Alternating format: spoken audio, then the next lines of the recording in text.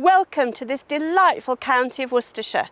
Behind me you can see the Vale of Evesham and in the distance there the Malvern Hills. In this short film, Sustainable Tourism, we'll be looking at ways in which you can make your business greener.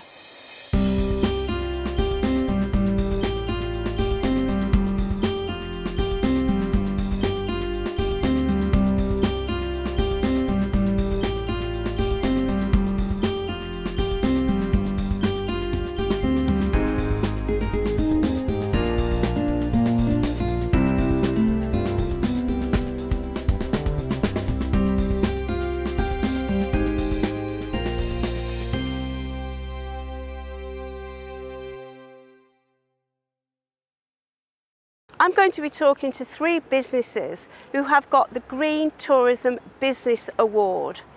We're going to go down and talk to Debbie Williamson at Broadway Manor Cottages and see what she did to make the changes in her self-catering business to achieve the award. Then we'll be talking to Debbie Sargent at the Cotswold Conference Centre. They have made some amazing innovations in this field. And then finally, we're going to go up to West Midlands Safari Park to talk to Bob Lawrence, the Director of Wildlife. I am Debbie Williamson of Broadway Manor Cottages. I have 5 self-catering cottages here in Broadway. And I understand that you've got the Silver Award for Green Tourism. That's correct, yes. We recently applied to the Green Tourism Business Scheme and were awarded a silver. Debbie, you've made lots of small changes that are clearly making a big difference. Is this something that other businesses could do? Yes, it is. We've replaced a lot of the old light bulbs with the new eco-friendly light bulbs. We've also put in each of our cottages a large recycling bin into which we ask our guests to put their plastics, paper, tin cans, glass, things like that, so that they can collect it and then take it across to the green bins for recycling purposes. We've also changed our cleaning products. We now buy the eco-friendly cleaning products, which actually at the end of the day are not much more expensive than the other products that you can buy in the supermarkets. I understand one of the things that you've introduced is a wormery. Can you tell me a bit about that? Yes, we were at a sustainable tourism conference in Kidderminster and Bubble House wormeries were there, and we were very interested in a wormery and perhaps adding to our composting that we have on site, and it seemed like a good idea. So we have a wormery now in the vegetable garden, and we basically add our compostable waste from our kitchen. And the worms seem very happy munching away on our vegetable waste and producing this lovely compost at the end of the day for us to use throughout the grounds. Debbie, I understand that you're very active in encouraging people to leave their cars behind. Yes, we've produced a leaflet entitled Have a Car-Free Day, and we recommend that our guests do leave the car here and that they walk into the village or perhaps walk up to Broadway Tower. They can also walk to our local gravel pit, which is a nature reserve, and indeed across in our field we have the Witchhaven Way, so they could join the Witchhaven Way here and walk through to Evesham and on into Droitwich Spa. Why did you decide to go for the Green Tourism Award? I heard about it at a sustainable tourism conference held by Destination Worcestershire and felt that there were a lot of things that the award encompasses that we were already doing. So I came home and reflected on what we're doing here on site and realised that we're doing things like recycling, encouraging our guests to shop locally, leave their car here and enjoy a walk in the local countryside. And through that I decided then that yes, we should apply for the GTBS award.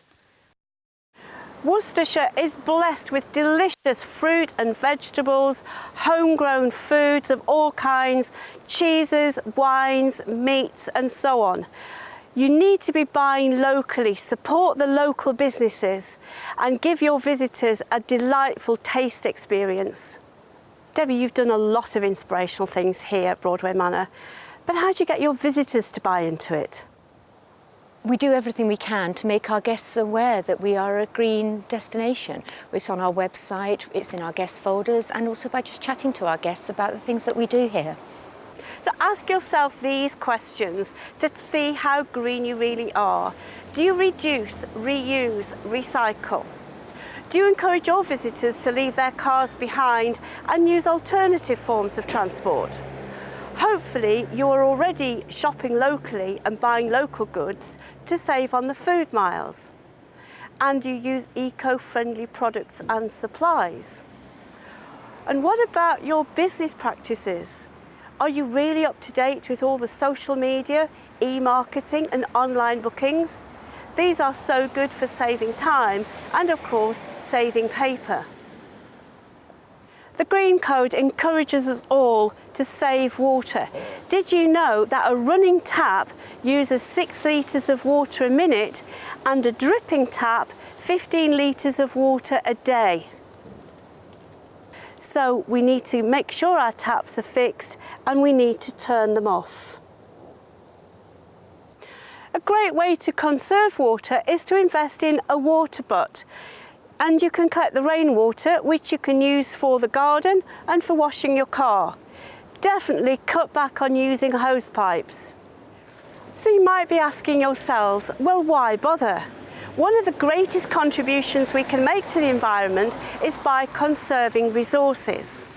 Also, many visitors, many customers these days are very discerning and they are actively seeking out businesses with green credentials. Did you know that you can save 20% in costs? That's realistic for a tourism business, and that's equivalent to 5% extra sales. And let's not forget, it's about your quality of service, it's about your reputation, and it's about your image. And talking of image, isn't this village of Broadway absolutely beautiful? My name is Debbie Sargent. I'm Marketing Manager at the Cotswold Conference Centre, which is on the Farncombe Estate near Broadway. And we are sitting here in a newly built courtyard of bedrooms, which has been built sustainably as far as we're concerned. This building was an opportunity for us to really push the boundaries of what we can do with sustainability. So we've introduced all sorts of renewables. That means ways of generating energy that reap us rewards, save money and reduce our energy outlay. The major one of these has been geothermal heating. We've laid pipes under the ground very near this building, over 5,000 square metres. We've also taken the water from our lake. We've cleaned this up and it becomes what's called grey water. So all the toilets, all the showers in this building use that grey water, so we're not actually having to take fresh water out of the system. Venues like ourselves are always looking for new ways to reduce waste, and of course recycling is one of the things we can do.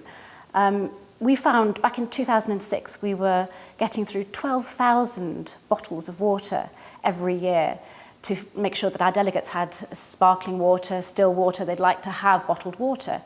So what we've done is just install very simply a purifying system which takes our water, and it can put bubbles into it or not, so you can have still or sparkling water, and we reuse our bottles. It's a very simple system. It's a rental, it's very affordable, and it's something that actually quite small businesses can do. Other little things like taking a look at what we offer in the training rooms. We've taken our pens, and instead of having ordinary biros, we make them out of recycled paper. It's amazing what you can recycle, actually. E-marketing is the future as far as we're concerned, because we don't have to use up resources in order to get our messages across. And it's quite interesting, with something like Twitter, you can get across all sorts of green messages. It's no point businesses like ourselves coming up with big initiatives and not telling the world about it. You have to lead the way, you have to show it can be done, you have to encourage others. And we find that on the social media, including Facebook, LinkedIn, all the different strands, we connect with other people who are doing similar things to us. They give us their ideas, we encourage them. It works always round. We find increasingly that our clients, some of whom are the largest companies in the country, are looking for green suppliers, people who have fantastic credentials or awards like we do, who can promise that when they come to us, we're doing our very best to make sure that they are meeting their green objectives. And there are some simple things that we can all do. As well as conserving water, it's also turning lights off, and those standby buttons, that wastes energy. And if you reduce your light bulbs from 50 to even 35 watt, that's going to make a difference too. Right, I'm Bob Lawrence, Director of Wildlife at the West Midlands Safari Park in Bewdley. Hi Bob. The park holds the Silver Award for the Green Tourism Business Scheme. Can you tell me what you had to do to achieve that? Because I know it's not easy. No, it's not, but it concentrated the minds of our green team wonderfully, and we had to look at what we're doing, how and why. And many of the things were very, very simple. Things like using plastic bags that can be recycled, solar units for the electric fencing, and electricity bulbs at the low energy. Many of these things are very, very simple once you sit down and get your mind to it. And are you thinking of going for your gold? Why not? Is that going to be a big challenge for you? It will be a big challenge, but that's what challenges are for. Right, okay, that's great. Now, one of the things that interested me is that you've got something called an owl gadget in the reptile house. Can you tell us a bit about that? Yes, we tried it there because it's an area of very high energy use, all the heating and the infrared lamps and the things like that. So we thought we'd pop it in to monitor the electricity that we're using, and so we can, for instance, judge, well, in the first instance, see what we're using, where, when and why and at what time, what period of the year. And then we could, if we insulate the building, for instance, we could then judge how much we've saved and how much we are reducing the electricity input into the building. Okay, that's excellent. And tell me a bit about your biodiversity work. The word is something I think we all hear, but we're not really sure what it is. Yes, well, we have a statutory obligation in zoos to conduct research, education and conservation, both at home and abroad. And we've, for many years now, the West Midlands Safari Park, in conjunction with some fellow members of BIAZA, which is the British and Irish Association of Zoos and Aquarium, have been working with the World Land Trust in Brazil, for instance, restoring Atlantic rainforest. They have a fairly novel approach to conservation. They don't create more reserves. They and us, we are buying land to connect existing reserves to create land corridors, so animals, for instance, can move from A to B without causing problems on roads, trashing crops, or causing problems with villages. And between us, we've bought about 1,500 acres of Atlantic rainforest now to protect it, and that's working very, very well. We've also got other indirect links with the World Land Trust in the Philippines. We keep the Philippine spotted deer, which is a critically endangered deer. There's probably only about 300 of them. And again, the World Land Trust are working in the Philippines to protect their natural habitat. And every year we pay a levy of about €250 for every Philippine spotted deer that we keep. And that money goes back to the Philippines to protect and preserve the natural habitat. And I think the Philippine spotted deer group that we're part of are perhaps within a year now of putting some Philippine spotted deer back where they belong into the Philippines.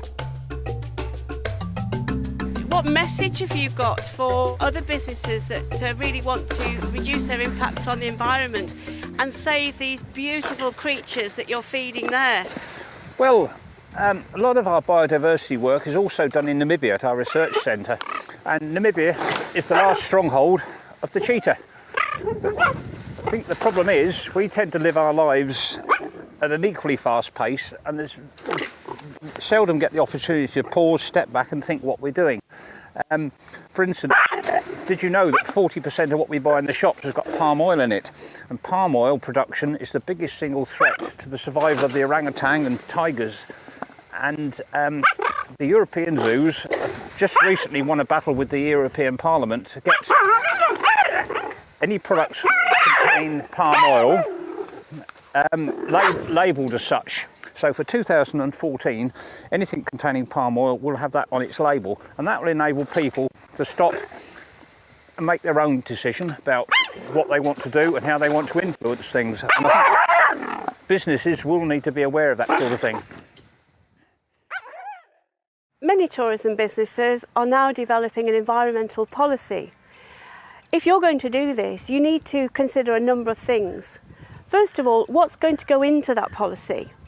Get your staff involved, get them on board with the idea, get them enthused and inspired by it, and appoint yourself a green champion, somebody to lead the team. Also, get your customers involved so they know exactly what you're doing and why you're doing it. And you need to publicise your environmental policy. Put it on the web, for example. I'm Katie McDonald, the Research and Conservation Officer at West Midlands Safari Park. Katie, you use a brand of fair trade coffee called Puro. What's so special about it? Well, Puro are working with the World Land Trust, which is an organisation that works directly to try and preserve rainforests and other ecologically threatened areas.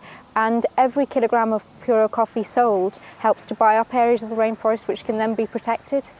So obviously for the safari park it was important that we got a brand of coffee that we felt was working for sustainable development. Katie, I understand that you're chair of the green team. So does this mean to say you're a green champion? Well, it certainly means I've got to try and make everyone focus on the green issues. We've had the green team here for a couple of years now, and it's really a group of managers from all over the park who try and think about the business practices and how we can make them more sustainable. Is this something that you would recommend to other businesses? I think that the green team has certainly helped us focus. It's enabled us to get together a green policy and a way of working towards the goals that we set with the green policy. So I think it's important to get people from all over the company working on it and focusing on it. Being sustainable means different things to different people. I think it's important not just to do it for the sake of the award. It should be an ongoing thing, a dynamic thing. Network with lots of people, talk to those businesses who've got their awards, find out what they did and how they continue to keep improving. Do you buy green? For example, what about your cleaning materials? Are they free of this? Bleach? Do you maybe use natural products like a lemon? Or 2 parts vinegar, 1 part bicarbonate of soda are great cleaning products.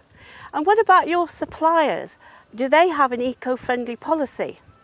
And do you use eco-friendly cleaning companies? And how many eco-gadgets have you invested in? There are lots of them now being sold on the websites, and there are shops that are selling eco-gadgets. Things like hairdryers that don't use as much electricity, wind-up torches like this one, wind-up radios, solar panels.